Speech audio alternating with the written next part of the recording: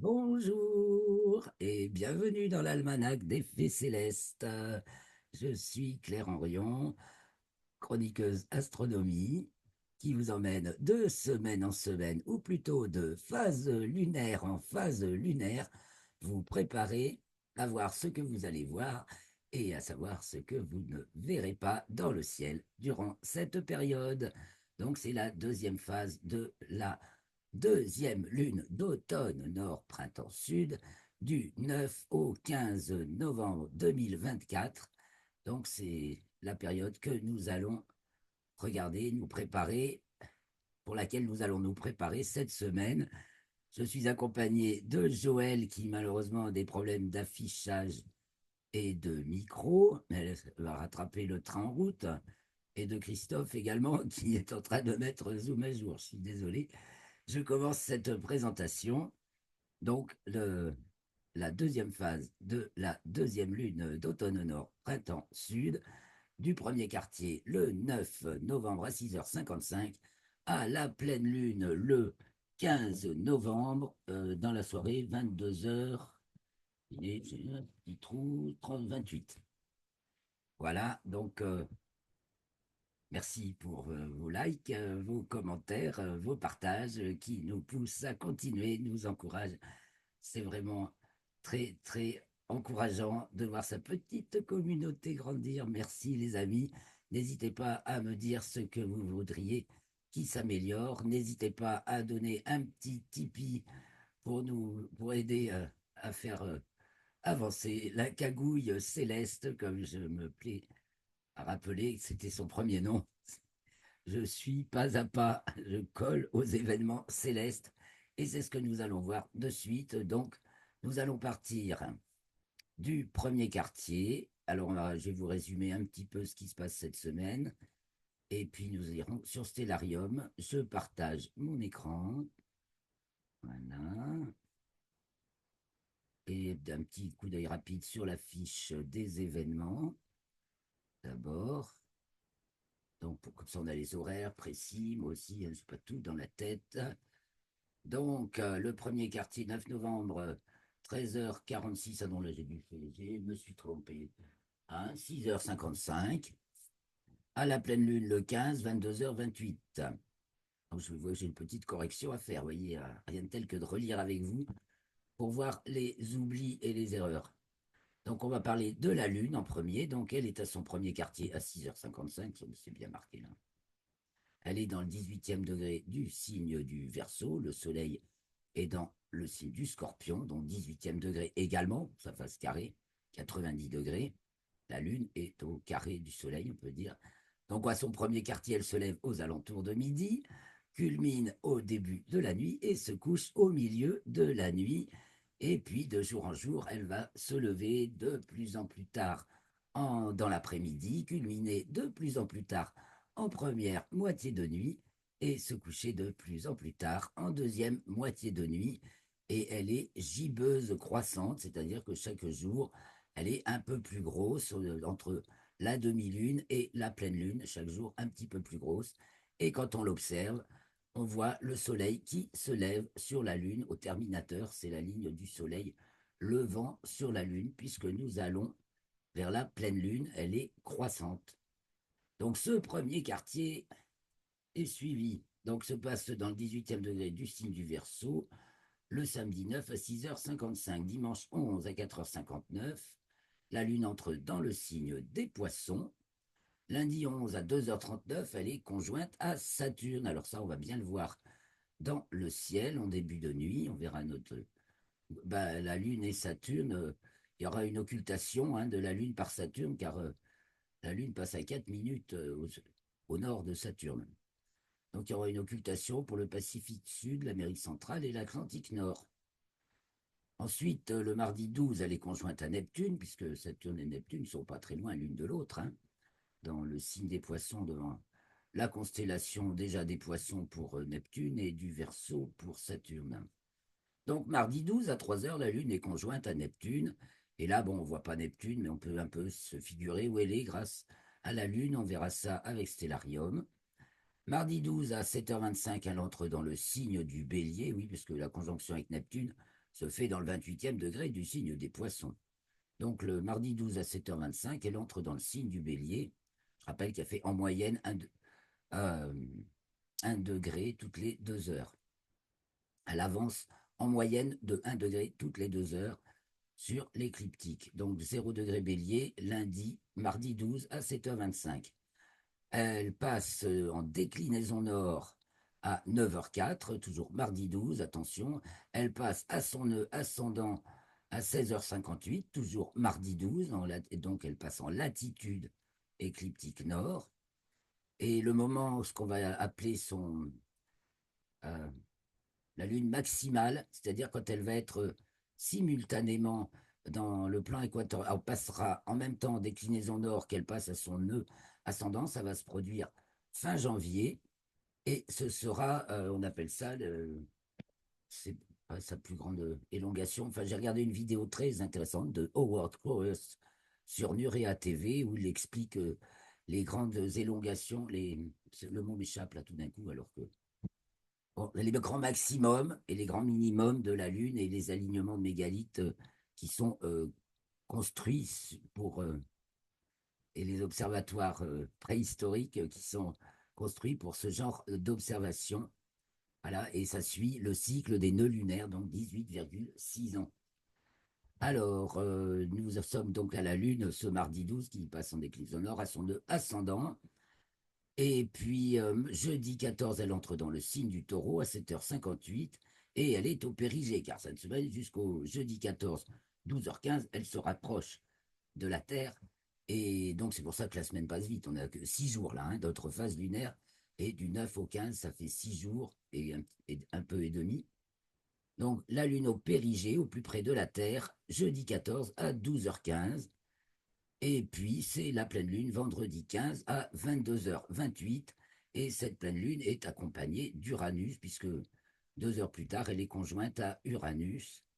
Donc, c'est la pleine lune uranienne. C'est la pleine lune du castor dans les traditions amérindiennes. Et là, cette fois-ci, bah, elle est conjointe à Uranus. Ça tire très, très fort vers le haut. Et donc, on l'appelle la lune du castor. Elle a plein d'autres noms aussi que vous trouverez dans l'article. Alors le reste, c'est les planètes, bien sûr, les planètes qui avancent devant les constellations pour l'instant. Enfin, Oui, bonjour Joël, j'entends ta voix. bonjour. Ah ben c'est bien, Bonjour. on a le son, on n'a pas encore l'image, mais on a le son. Euh, C'est déjà pas mal. alors ben, je reprends, après avoir fait le petit briefing de la Lune. Alors celui de Vénus qui arrive devant la constellation du Sagittaire, elle y est jusqu'au 6 décembre. Je rappelle que le Soleil est devant la constellation de la Balance, donc on voit encore bien le Sagittaire le soir, avec Vénus qui avance vite et qui s'élève dans le ciel du soir. Maintenant, elle se couche plus de 2 heures après le Soleil. Ça y est, maintenant, elle devient un phare du début de nuit, l'étoile du berger, au crépuscule et en début de nuit.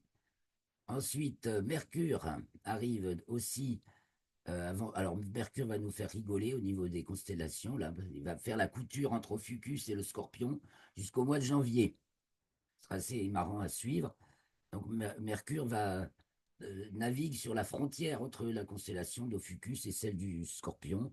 Donc, elle est devant le Scorpion depuis quelques jours. Elle arrive devant Ophiuchus samedi 9 à 3h13.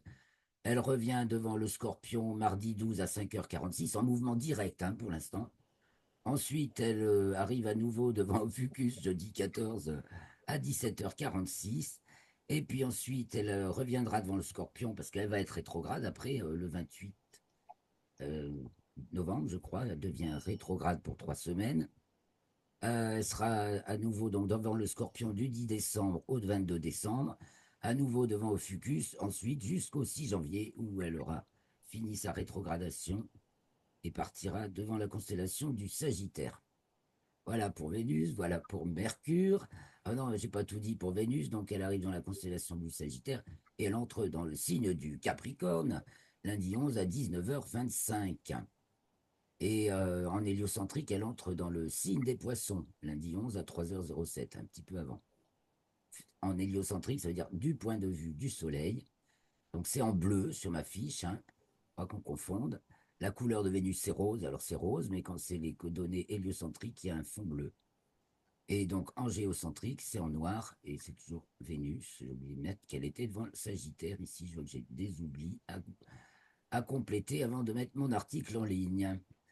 Voilà pour ce qui est de Vénus.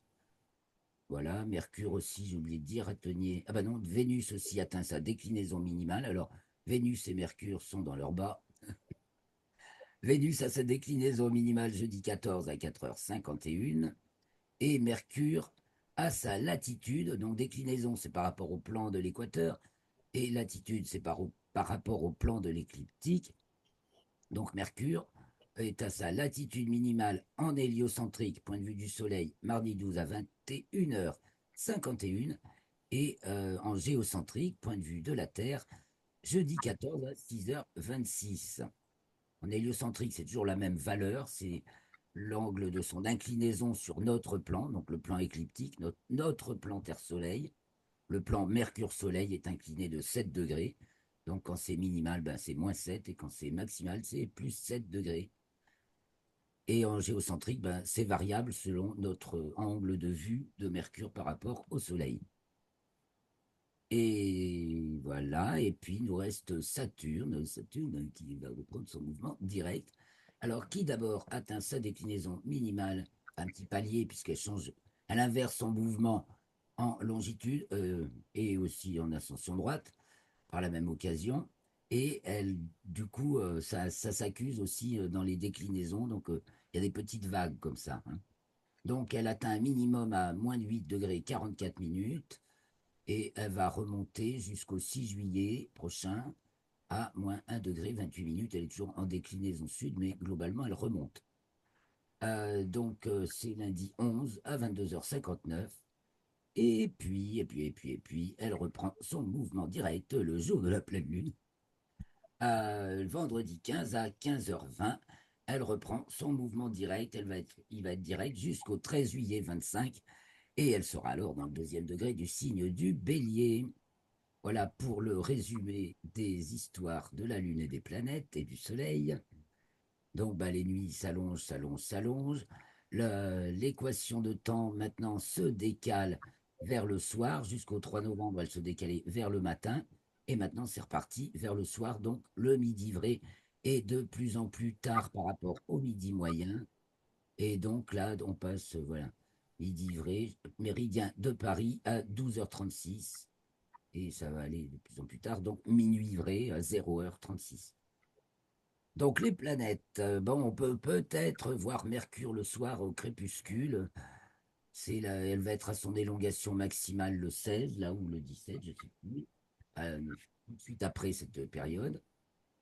Elle est assez brillante, donc un horizon dégagé peut permettre ces jours-ci de la repérer. Et puis Vénus, comme je vous ai dit, au ciel du soir aussi, de mieux en mieux visible. Et puis, dès le début de la nuit, ben, on voit Saturne qui est déjà levé, qui se lève de plus en plus tôt dans l'après-midi, et donc culmine aux alentours de 20h30 et se couche un peu avant 2h du matin. Et puis, elle est suivie de Neptune, donc Saturne qui est conjointe à la Lune le 12, hein, le 11 novembre, 2h39, Lune conjointe Saturne. Et ensuite, le 12, la Lune est conjointe à Neptune, Neptune qui se lève aux alentours, non, pardon, qui, pareil, se lève l'après-midi et culmine aux alentours de 21h15 et se couche aux alentours de 3h10, méridien. Enfin, pour chez moi, hein. Donc c'est approximatif, mais enfin, c'est propre à chaque lieu, hein.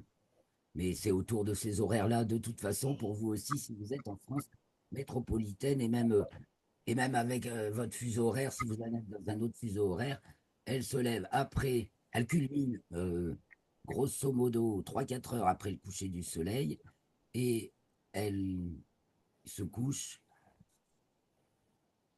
2h30 après le milieu de la nuit. Ensuite, nous avons Uranus qui est devant le Taureau qui se lève au coucher du Soleil, puisque Uranus va être à l'opposition du Soleil le 17. C'est pour ça qu'elle est conjointe à la pleine Lune, d'ailleurs. Et donc, nous arrivons à l'opposition d'Uranus qui se lève donc à peu près au coucher du Soleil et culmine à peu près au milieu de la nuit. Et puis Jupiter qui se lève aux alentours de 18h55, donc vraiment de plus en plus tôt, bien sûr, et qui, dès qu'elle est levée, ne peut pas être manquée. Elle est dans un cadre des étoiles les plus brillantes du ciel, le grand G de l'hiver, et elle éclate tout le monde, quoi. Il n'y a pas de problème. Elle brille plus que toutes les autres étoiles, Sirius y compris, qui se lève un peu tard en dessous.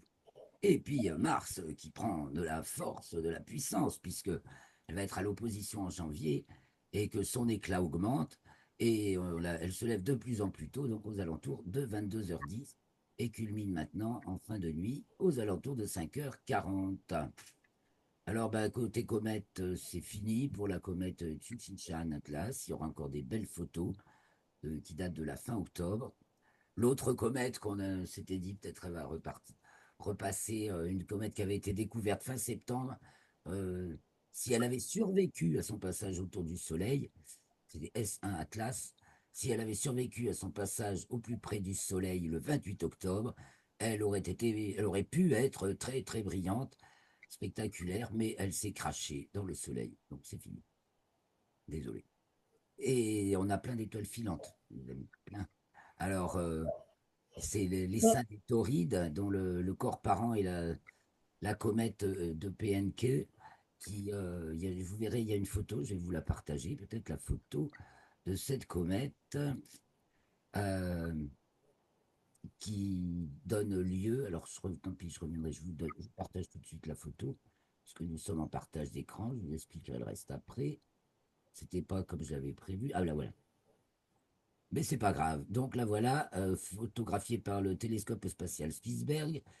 C'est elle qui génère les pluies d'étoiles filantes des taurides.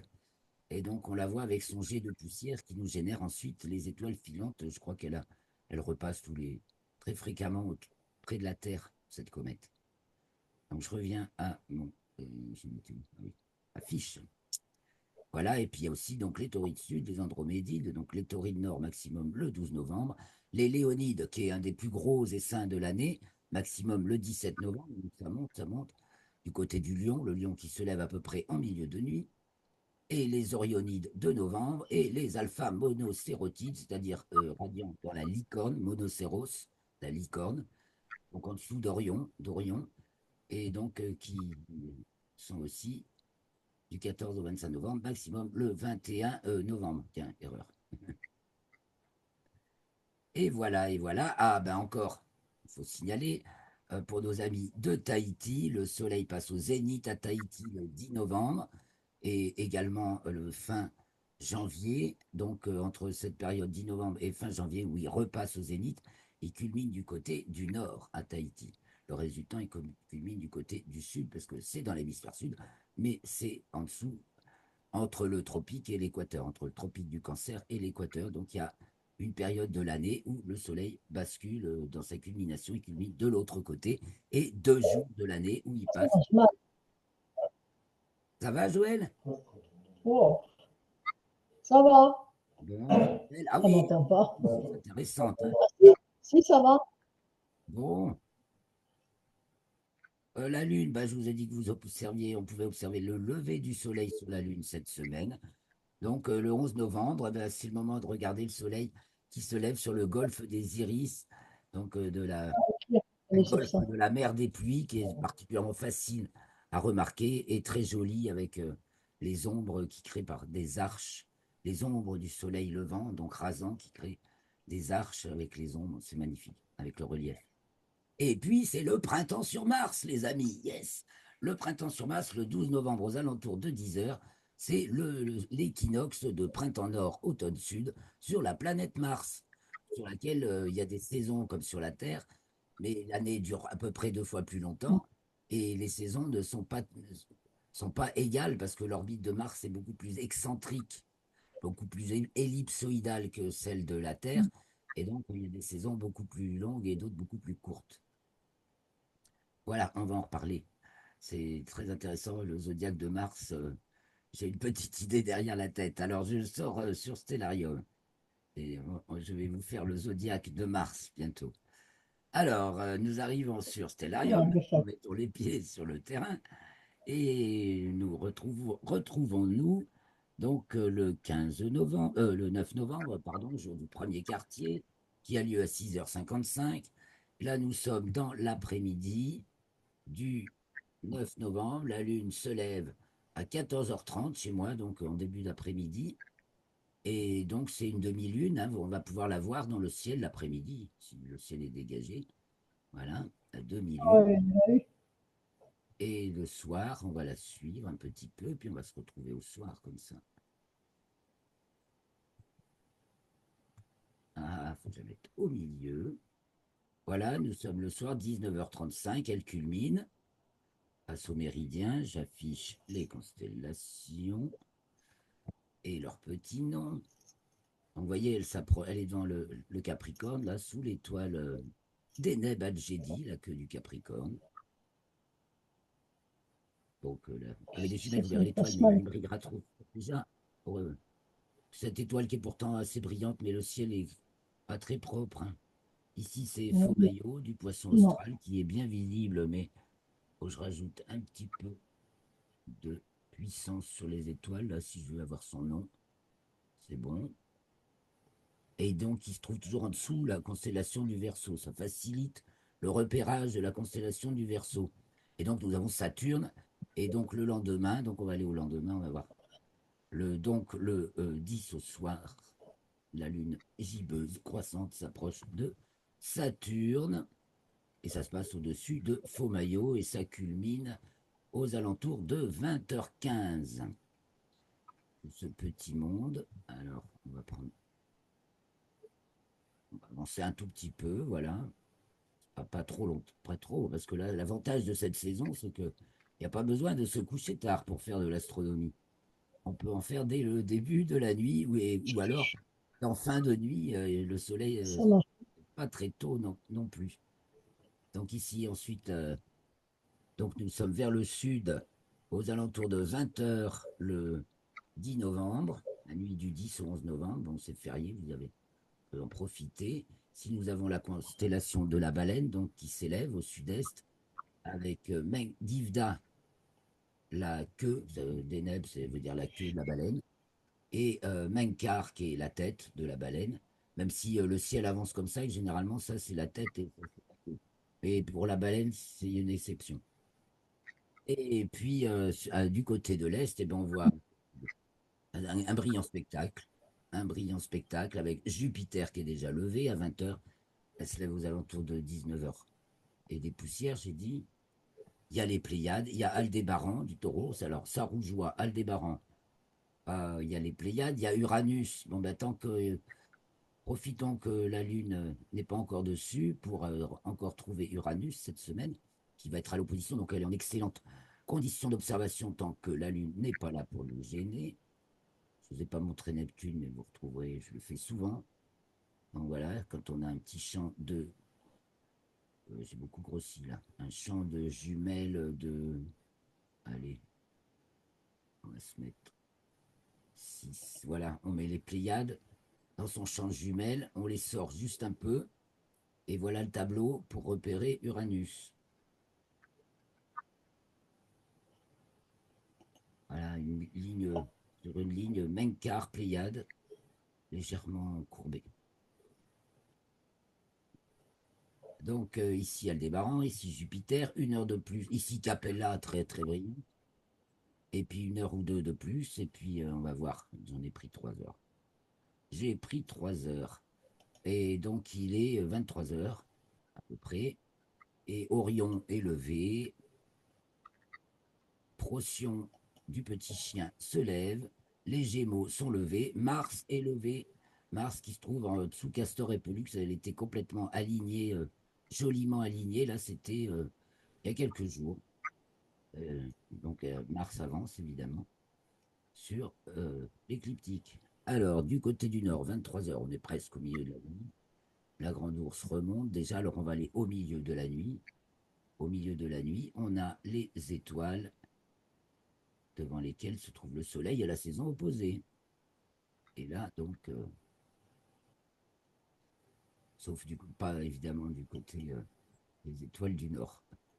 Donc, au milieu de la nuit, la petite ours est suspendue à son clou et au-dessus du dragon, tête qui pique vers le nez. Là, ça fait le bout de Hercule, qui n'est plus là. La grande ours remonte, la tête, le museau vers le haut. Et puis, nous avons tout en haut la girafe très discrète. C'est le moment d'en profiter pour l'observer. Elle est à sa meilleure position. Et Cassiopée, très remarquable, qui, quand elle est là-haut, elle forme un M plutôt qu'un W. Et vous la reconnaîtrez comme ça. Voilà.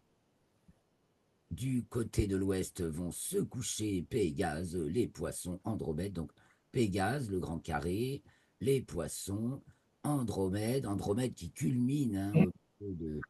Non, qui culmine plus, c'est Persée maintenant qui culmine au milieu de la nuit. Au zénith, au zénith, au sommet du ciel, il y a Persée au milieu de la nuit en cette saison. Et sur le couchant, donc le Verseau avec la Lune et Saturne le 11 novembre au soir. Non, le 11 novembre, la nuit du 10 au 11 novembre. Donc j'avance. Ah non, j'ai pas fait le sud. Au sud, le sud culmine. Donc très haut, le Taureau qui arrive, les Pléiades arrivent à leur culmination, pas encore tout à fait. Le Bélier vient d'y passer. Donc on a Menkar de la Baleine. Donc c'est le moment de repérer cette étoile qui, on va donner un peu de précision, distance, type distance, voilà, étoile variable, une étoile variable déjà, qui se trouve à 250 années-lumière à peu près, de magnitude bien visible, de 5. Voilà, et donc s'élève majestueusement Orion, Sirius et donc Mars. Voilà. Et donc en fin de nuit, donc les Ça, étoiles filantes, ben, il y a les étoiles pas filantes. d'audio. Comment? Joël? Non, rien. Ah bon, ben alors, quand tu parles, Oui, rien du tout. si c'est pas une conversation relative à notre enregistrement, coupe ton micro, s'il te plaît. Si tu as des conversations en dehors. D'accord. Ouais, c'est mieux quand même. Donc, 1h36, Capella frise le zénith, le lion se lève, 2h30, 3h30. Donc, c'est là, hein, les Léonides. Donc, ce sera en deuxième moitié de nuit, forcément, les Léonides, mais il risque d'y avoir du spectacle. Du côté des Taurides aussi, d'ailleurs, et les Taurides, maintenant, c'est dès le début de la nuit. Donc, 5h30, Arcturus se relève, enfin se lève, la Vierge apparaît, et puis 6h30, c'est l'aube. Voilà, et les étoiles du ciel d'été se lèvent. Enfin, voilà. Et donc, il me reste un peu de temps pour. Ah ben, les planètes, j'ai pas, on a vu toutes les planètes, on a vu Mercure, pas trop, non. En fin de. Alors, on va revenir en fin de nuit. On va regarder Mercure et Vénus le soir, fin de nuit. Non, début de nuit du 10, 11 novembre. Côté de l'ouest, on va se regarder. Alors, nous avons Vénus, qui maintenant est bien visible, mais si je veux voir Mercure, il va falloir d'abord un horizon dégagé, donc je vais sélectionner paysage, horizon, océan, voilà, et je vais revenir un petit peu en arrière dans le temps, car Mercure est... Alors, voilà, Mercure qui se couche à 18h20 pour un soleil qui se couche vers 17h30, donc elle a une cinquantaine de minutes après le soleil, elle est de magnitude -0,2, -0,3. Voilà, avec des jumelles, donc vous voyez, à l'ouest-sud-ouest, elle est là. Voilà, le 10, le 11, le 12, le 13, le 14, le 15. Elle va être à son élongation maximale. Donc elle est toujours très, très, très, très bas parce qu'elle est en latitude sud. Vous voyez, elle est en dessous du plan de l'écliptique. Donc il me reste quelques minutes maintenant pour partager avec vous les images de la sélection de la semaine. Donc nous avons vu la comète de Encke qui génère les essaims d'étoiles filantes des Taurides, nord et sud. Je reviens sur les autres images dans le petit ordre que j'avais prévu. Donc, je vous ai parlé du golfe des Iris, sur lequel le soleil se lève sur la Lune, la date, le 11 novembre. Voilà, 11 novembre, 20 heures. Si vous regardez la Lune avec un petit peu d'attention, avec, avec ou sans, mais avec des jumelles, bah, vous verrez déjà facilement le golfe des Iris, puisqu'il sera au terminateur. Et puis, avec un instrument, vous en verrez encore plus.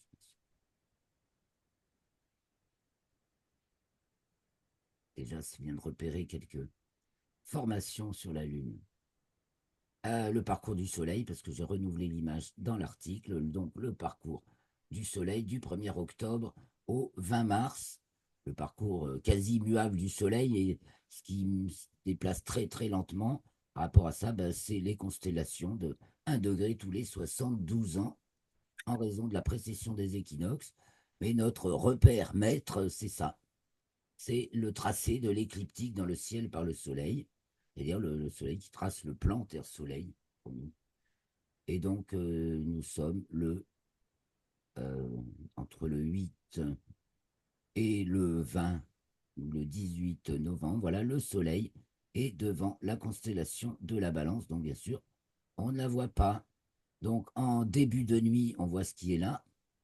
Et puis, en fin de nuit, vous voyez, on a vu avec Stellarium, on revoit apparaître la Vierge, le Lion, puis la Vierge. Alors, le Soleil et son activité toujours intense, hein, enfin, il y a eu la plus grosse éruption a eu lieu début octobre. Et là, nous avons une compilation des tâches du mois d'octobre pour nous donner, qui nous donne une belle idée. On voit surtout ce que les spécialistes observent, c'est l'augmentation. Il y a un max de tâches sur l'hémisphère sud maintenant du Soleil. Et le maximum n'est pas terminé. On s'attend à un deuxième encore. Alors ils avaient annoncé que c'était le maximum était arrivé là, suite à l'éruption de classe X9 du mois d'octobre. Là, ils disent que c'est peut-être pas fini.